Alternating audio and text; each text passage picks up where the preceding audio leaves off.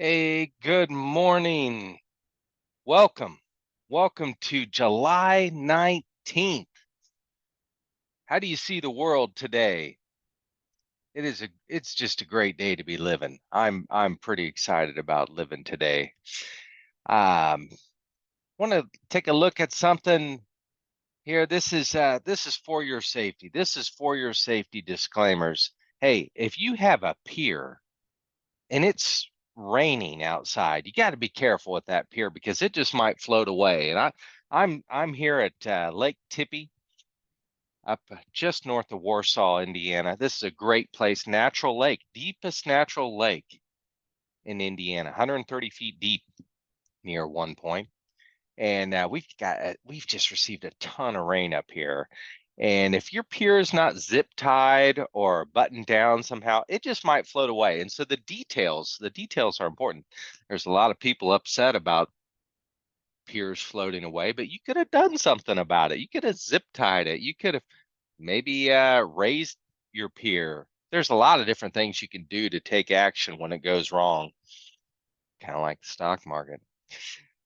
Today, we're going to be taking a look at a few different indices. We'll probably look at the small caps today. I'd like to talk short-term interest rates, maybe look at the NASDAQ. You can see that these are just indices. You can't really buy these. I know you can buy clones of them. Um, None of this stuff that I talk about is a recommendation for you. But I just hope it's food for thought. I hope it encourages you. I hope it educates in some ways and keeps you going. So there you go. There's the disclaimers. So I'm coming at you wearing a hat today. I want to thank my brother Will for giving me this hat. You can't see it, but it says legacy on there. And legacy is an important thing. What are you building? How are you seeing the world? And I know there's been a lot of events since I spoke with you last, but I'm just curious, like, what are you biting on? I pulled up a couple displays here for you. So my nephew is a very gifted fisherman, and I found this. I mean, take a look at this lure. That is a big lure, and this would be easily seen coming at you. This is a muskie lure. He's caught a few muskie. They're just a beautiful fish. Um, but what are you biting on? What type of lures are you biting on? I mean, that's just a good looking one. This one is kind of crazy, I think. This is another muskie lure. I mean, look at this thing. My goodness. You have to have some really strong line to reel this bad boy in. But what are you biting on out there? What are you tempted to bite on that might be giving you a head fake that might not be the real thing? And there's going to be a lot of that thrown at you. A lot of that thrown at you on whatever news medium that you like to watch or you are partial to. Social media stuff. There's going to be lures out there for you guys, and they're going to be smaller. And I just want to encourage you not to take the bait this season. I know we've spoken with several of you this week. Hey, what's going to happen in November? Nobody knows, and we don't know how the stock market's going to react to that. All I can tell you this is, Mr. Stock Market is always right, and the best thing that we can do is get in line with it when it does happen. And so that's our goal, that's our plan, that's our vision, and we're looking for opportunities all the time. And when things go wrong, we want to have some safety valves in place for you. And so that's what's going on inside my head this week. And guys, I tell you, it has just been so refreshing to be up here. Hey, can I talk about something market related? Let's see here. I'm going to go to this nifty chart. This is a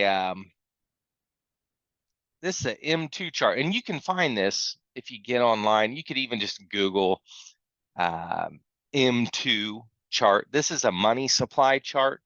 And when we talk about money supply, what we're referencing is all the currency that could be our accounts, bank accounts, investment accounts that could be turned into cash pretty quickly. And so what this chart tells us is how much money is out there. And what I did was I started the chart from when I graduated from college back in 1998. In 1998, I entered the investment world as a professional with no knowledge, a professional with a lot of ambition and curiosity, but really lacked wisdom. I wouldn't have even known what this stuff was back then. But this chart is really cool. It shows the amount of money that is in supply right now. And I want to reference back to a time of COVID. If you see where my dot is, that's January 2020. And then notice this just rocket ship like trajectory takeoff where the amount of money that entered into our system just accelerated at a pace like we've never seen before. I could go back in time on this chart all the way to like 1920, and you would never see a uptick in slope like that. I mean, this was just wild. I have my own opinions of this. I believe the U.S. federal government issued a bunch of money. That's what happened here. Is they just issued a bunch of money. Did they print it? Some say, hey, they're printing money. Well, it's more like they're just adding commas and zeros onto a computer system that goes out to a few different banks. And then banks can use that to get money to you. So this money was printed or was put into the system by the federal government, and I think it was done to avoid chaos.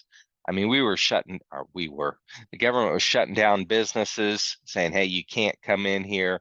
And so a lot of money was printed or put into the system to give back to people so that they could keep the lights on. And during this time, you saw real estate just explode in prices. Uh, if you wanted to buy a car, it was very difficult to find an F-150 or a Dodge Ram or whatever it is that you like. And the prices of them just shot through the roof. So we've been seeing the effects of money supply uh, for 4 years now. And so this big increase, this is the reason for inflation. This is the reason why things cost so much. It's because there was more money put into the system. On the plus side, we've started to see a little decline here, and that's been good. It peaked out back in 2022, and we've been on a slow decline. Too quick of a decline could cause some real challenges for us, but a nice soft decline that's not too bad. So anyway, just something to keep in mind as you think through. Hey, why is stuff so expensive? Well, we printed a bunch of money. And so we had an increase in supply, and that was our biggest problem. Okay. Um, guys, I'm living the 15th best day of summer. Back around spring break, I had made the decision to block off time on my calendar at work and say, I'm going to work from the lake house. This is my in-laws' lake house. This place is about 100 years old. It's just a really cute, cool, one season only place. We've got to winterize it. Uh, have you ever winterized a home? If you've winterized an RV, it's kind of like that. Or if you've winterized a boat, it's kind of like that. You got plumbing to deal with. You've got issues. You got to shut it down. You got to really clean it good. But this is my 15th best day of summer. It started on July 4th, and July 4th was a great day for a lot of us. And during this time, I've been able to work from up here, and my work has been pretty light. Um, Thankful to the Gimbal financial team for allowing me to do this, and for Amanda and Libby back in the office, taking care of the details, and for Keith and Phil. I mean, what a great team you all have. And so during this 15 days, what's been so good is it's been concentrated family time. We've done a lot of skiing. We've done a lot of tubing. I have burnt through a ton of gas in the boat, but it's been absolutely wonderful. It reminds me of some time of the times that my family and I took trips out west. And I want to just encourage you now, today, this weekend is a great day to think ahead for your next quarter. Think ahead, hey, or think ahead before Thanksgiving. What do we have going on, or what could we create that could be just a wonderful experience for ourselves, for your family? What is it that you want to do? Maybe you just need some rest, or maybe you're looking to shake it up a little bit and spice it up. But I want to encourage you to block it out and think, what could we do with our time that could create a memory, could create a legacy? And for us, it's just been a lot of fun, uh, just doing simple things. And so one of those simple things was we had the boys, they came up with this stuff. They had a cooking competition. And so one night, a pair of the boys made dinner. The next night, the other pair made dinner. And the most creative one was foot-long bacon-wrapped hot dogs. And so if you want to really shake it up with your family tonight, run by Costco or Walmart or Sam's Club or whatever, pick up some foot-long hot dogs and wrap some bacon around it. You might need to offset that with some salad and quinoa for the next 2 weeks, but what a great experience. And it's things like that that we'll just never forget and we'll be talking about for a long time. So anyway, 15 best days of summer. This is the last day for that, and I'm just so grateful for all of you who support us and and take care of us and have been such great clients to allow us to do stuff like this. Hey, can we take a look at some stock charts? Can I get back to that? Pull this up for you. Just 1 second. Okay.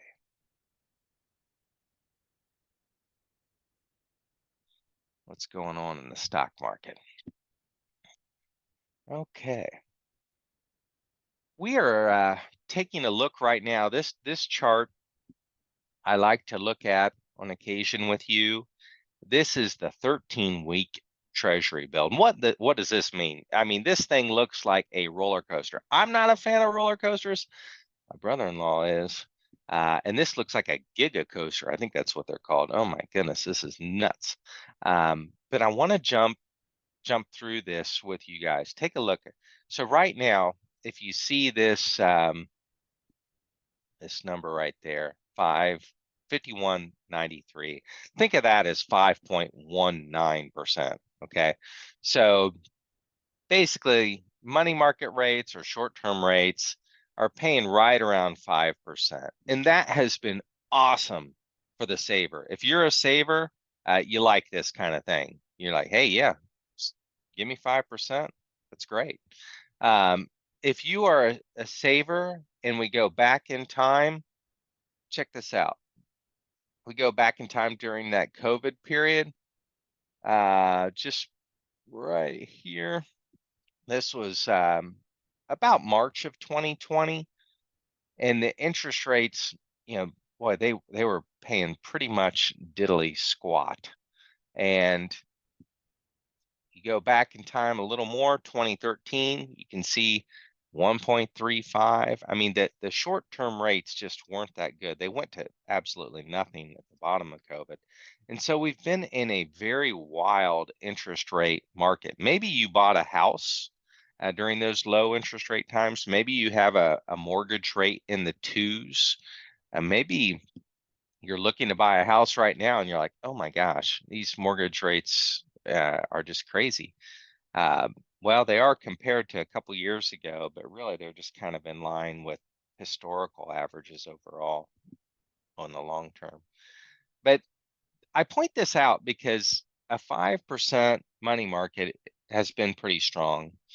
And if we were to get into an environment where rates are cut, these money market rates will go down.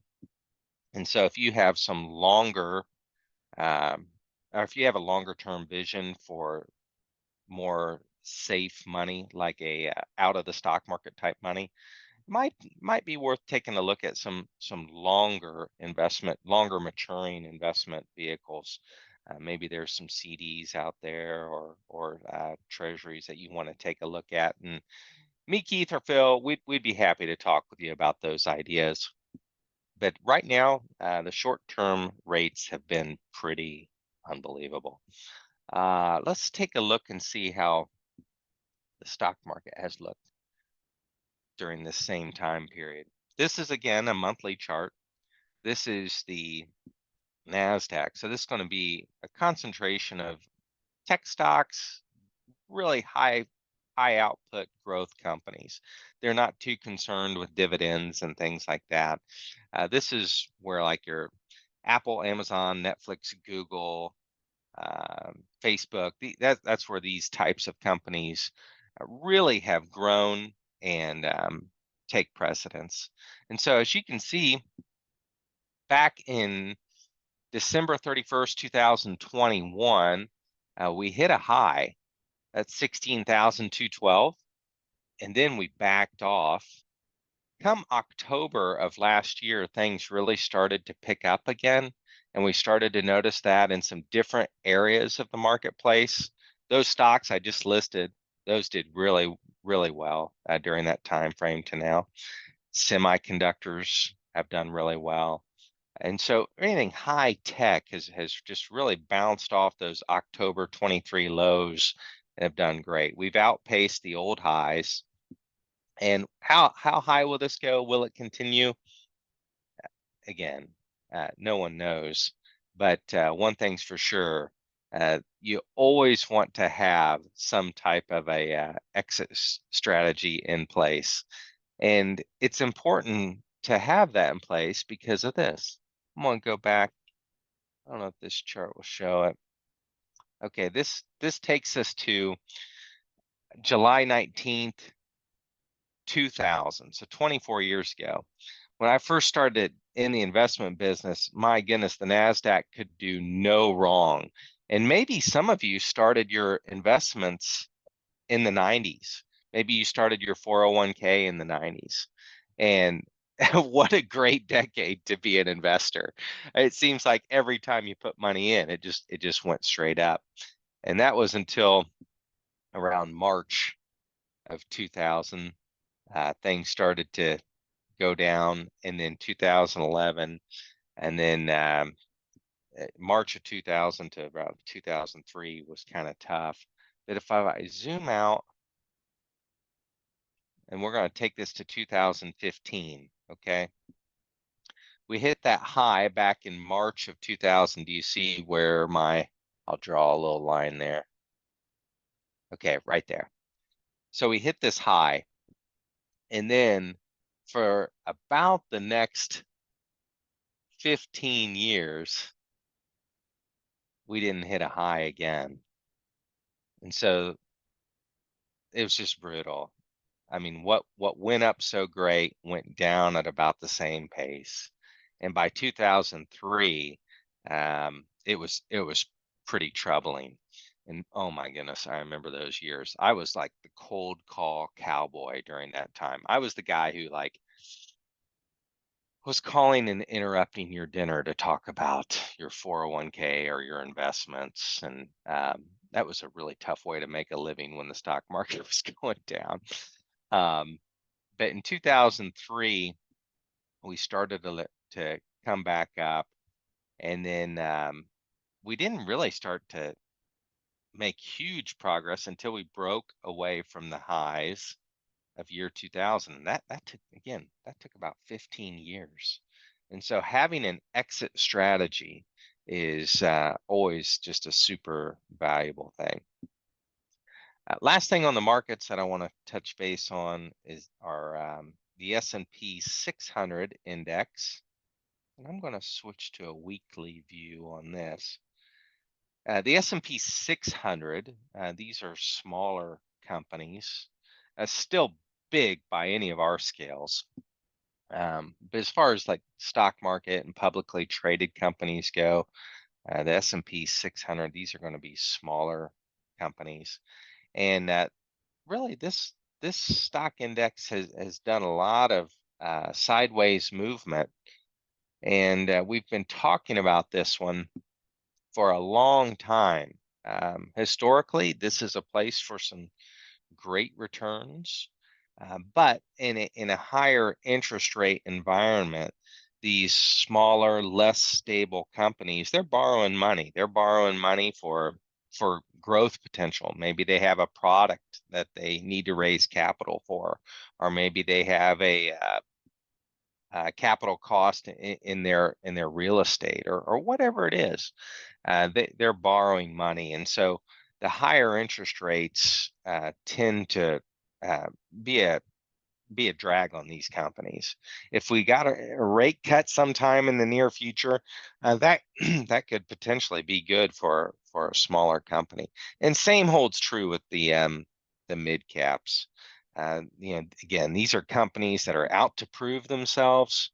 They're high growth, they're focused on research, they're focused on development, they're focused on growth. There's a lot of energy in these companies, but again, with a higher interest rate environment, they're carrying debt, and that debt they carry is tough when there's just higher rates.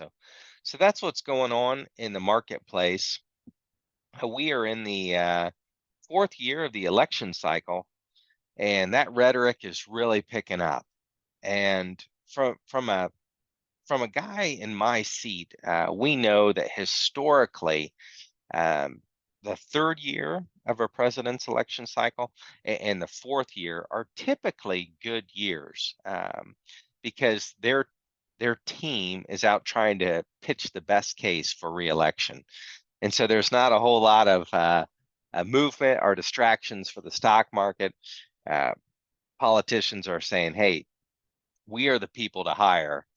Look at how good of a job we're doing. Or they're saying, hey, we want to make this playing field look very good for our economy. So typically the third and the fourth year are very, very good years for the stock market. How that will play out this year, we've had a great run since October. And I wouldn't be surprised to just see some profit taking and some increased up and downs as we get a little closer to November. But again, be careful not to take the bait. And I just encourage you. There's just so many opinions out there. You can save yourself a lot of energy. You can enjoy your family a lot more just by being yourself. Bringing your unique ideas and how you see the world, planning, uh, being adventurous. You don't have to go away for 2 weeks. You could just meet your family for coffee or whatever. Take them out for breakfast.